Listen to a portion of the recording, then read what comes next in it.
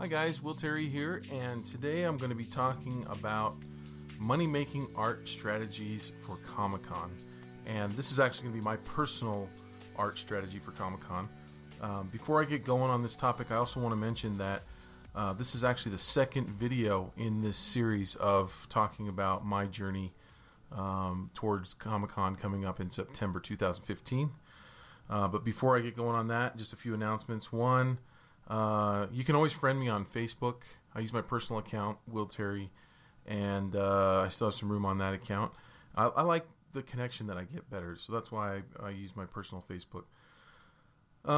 Okay, so and the other thing is, you guys know that I'm going to sneak in a little plug for SVS, and you're going to let me get away with it because I'm going to do it really quick. So what you're looking at right here is the new video that I shot for SVS, and it's called Drawing with Digital Pencils, and it's up live right now, and you can get this under the subscription. We just went to a low monthly subscription plan, so that's in there. And the other thing I wanted to mention is I love to do art that has more than one purpose, and so the image that you're seeing with the R2 and the C3PO, that's also the image that one of the images that I'm going to share with you today in this video. I'm going to share with you like the sped up version of the digital tutorial that's on svslearn.com. And while I'm doing that, I'm going to be talking about the strategy that I have for Comic-Con. So it's kind of a lot of things kind of mixed together. But anyway, so let's just kind of dive right in. So what these are that you're looking at now are little images of some of the characters that I've been working on for the last 6 months. I think I started this about 6 or 7 or 8 months ago. And just doing these little doodles. So you see different characters here. And they're all done digitally. Again, it's covered in that tutorial. Everything from how to make the brush to how I'm doing it. The whole process is in there. And anyway, so let's see. I'm just looking at my notes here. Let's see. Yeah, I did that. Oh, I wanted to give a special thanks. I forgot to do this to Stephen Harrell. A lot of people have been mentioning in the comments that my volume level was low, and it was. And I apologize. And I was searching around for fixes. I was trying to figure out what was wrong with it. And he is a sound engineer, professional sound engineer, and so he messaged me and said, "Hey, I can help you out." And not only did he help me out, but he hooked me up with all kinds of equipment to get, and so that's on the way. So I'm going to try to up my game a little bit with the videos. Okay, so my strategy as you're watching this video play out here, and I'm just going to let this run. This is one of the pieces that I'm going to be selling at Comic-Con, the C3PO and R2D2. A lot of questions that I get before I get into the strategy. A lot of questions that I get are, Will, are you allowed to do licensed material?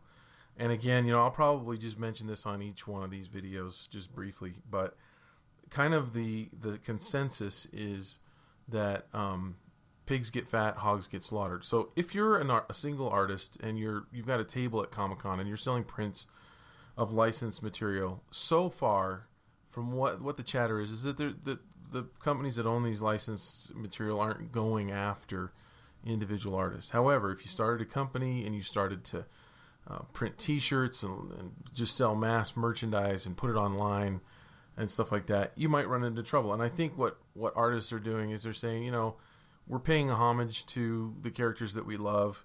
I think that the IP owners are saying we don't want to look like jerks by going after a small artist. And so I think both. And I also think there's been a lot of talk. There's some good videos on YouTube. There's one from a lawyer who actually went to San Diego Comic-Con and spent an hour talking about this issue and really didn't say much of anything, like you might be all right, but you might not be all right, but you might be all right, but you might not be all right. Nobody has a real definitive answer, and I guess what we'll know is if artists are able to continue selling, then everything's good, and if artists start getting cease and desist letters, then all the information is going to change, and we're all hoping that that's not going to happen. Okay, so I have 4 tips or 4 things that I'm personally trying to do. They're not, these I guess aren't tips, but these are 4 strategies that I'm going to employ. Again, in the first video, if you haven't watched that, you might want to go back and watch that first. It's called the Comic-Con My Journey, something like that. I can't remember the exact title. But I'm going to put all these videos in a playlist too when I get going on these, so you'll be able to kind of play them all at once. I talked in that video a little bit about the fact that when you go to Comic-Con, you will see artists that aren't really that innovative. I'm not trying to knock artists. I'm not trying to say, I'm better than other people. Or I think what it is that as you're coming up the ranks in art, you hit different stages and different benchmarks. And one of them, quite frankly, we've all gone through this, is just can I make something look like the thing that I want it to look like? That's one of the hardest hurdles to get over. Once you get past that, you might do that for a few years, and then you might start to get content with that ability, and you might be looking for more. And that's what happens with a lot of artists. And so they start to work on concepts, and they start to work on style more, and style starts to emerge more naturally. I get tons of questions on style. How do I find a style? What style should I work in? I've got 2 styles. Help me pick one. I think it's a mistake to just pick a style. I think what you should do is do a large volume of artwork, and then the style will emerge from there. Okay, so so I seeing lots of artists and going to a few Comic-Cons and seeing a lot of people doing the same thing, I'm not interested in that. I don't want to do that because I don't want to be compared to everyone else. I want to create something unique that people will, when they look at it, hopefully they'll go, I haven't seen that before, or that's a different take.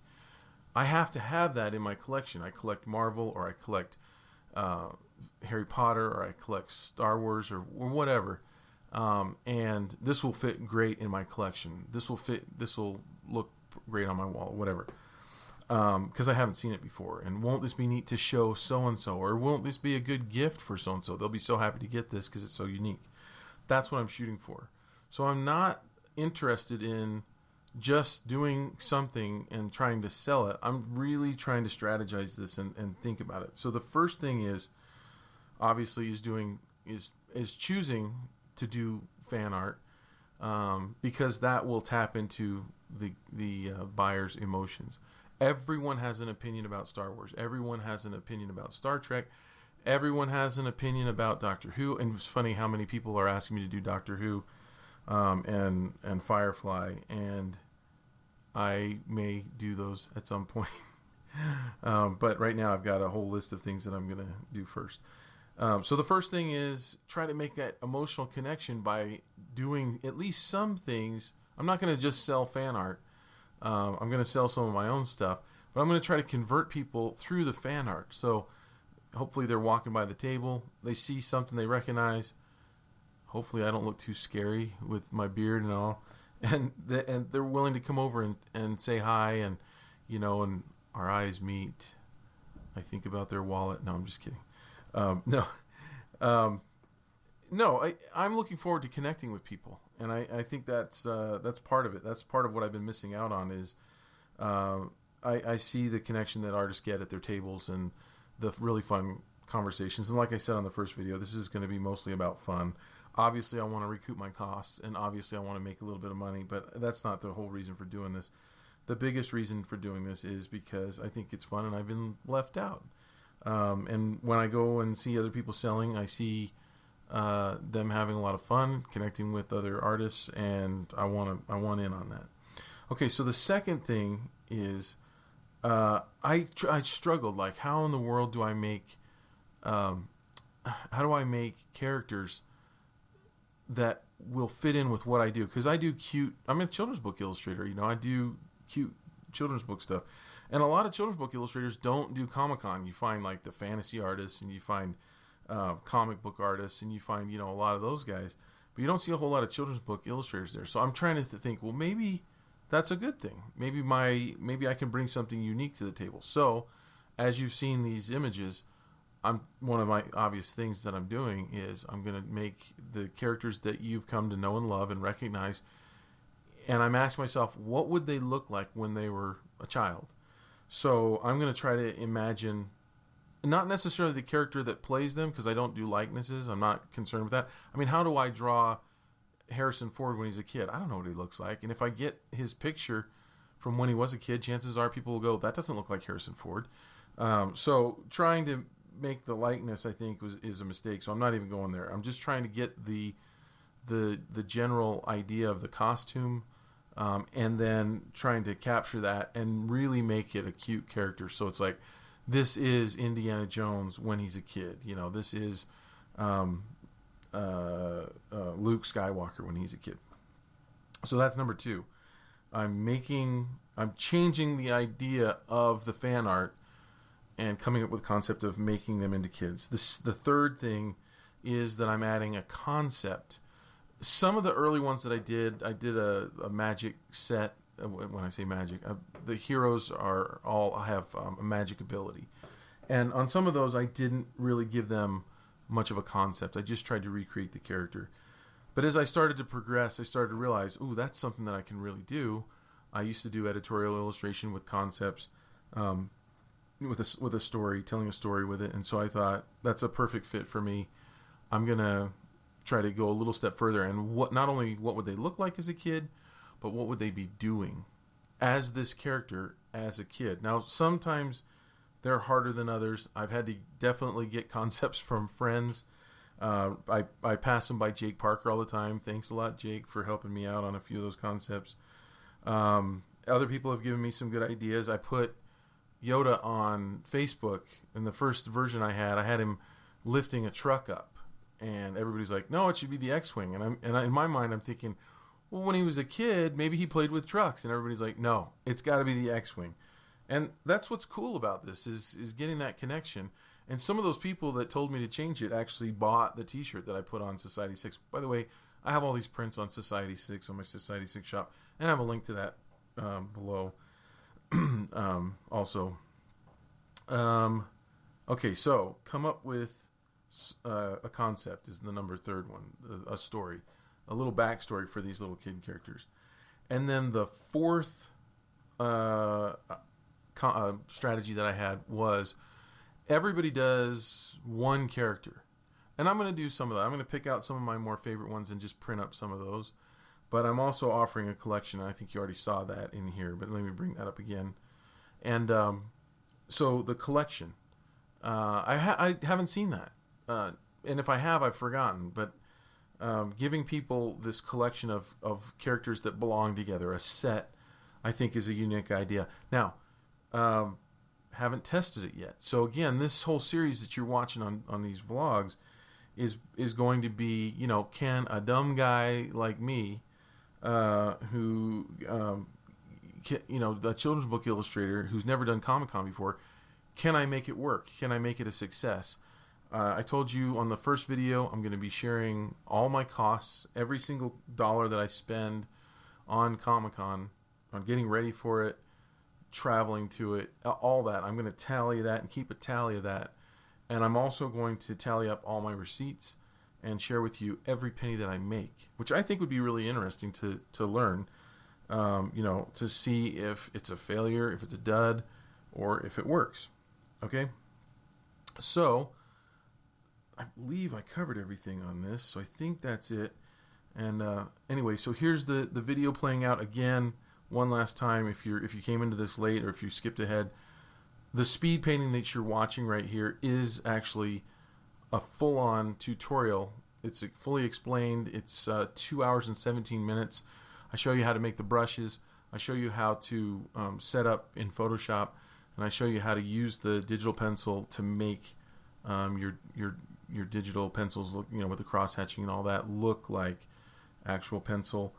And that's available with a monthly subscription at SVS. It's a low price, and you get all the videos on our site for that. And you can also buy them a la carte. If you just are interested in one, you can do that. Anyway, thanks a lot for watching. And the next video that I do, I think I'll be talking about my my business strategy for the whole thing. So this was the art strategy, and I'm pretty sure that on the next one that I do, there might be a vlog in between. But as I progress towards September, this is July. of 2015. So when I progress to Comic-Con in September, and then CTN, I'll be there selling, and probably some other cons during the year, other conventions, especially if it goes well. And I'm just going to bring you along. I just ordered a camera, and if I go do a press check or if I go buy stuff, I'm going to bring you along and add that to the vlog as well, and let you see what my experience is like trying to make a buck. It might have been called, Can a starving artist make a buck at Comic-Con? That would be another title for you. Okay, so thanks for watching, and see you on the next one.